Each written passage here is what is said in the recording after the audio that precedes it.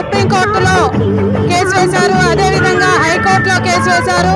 మనకు రిజర్వేషన్లు ఉన్నటువంటి రిజర్వేషన్లో మన తమాషా ప్రకారం మనకు రావాలని మనం కొట్లాడుతున్నాం. రాజ్యాంగంలో లేదు అని మనకు కోర్టు ఇచ్చినటువంటి తీర్పు బయట అగ్రవర్ణాలు చెప్పేటువంటి విషయాలను కనుక చూస్తున్నట్లయితే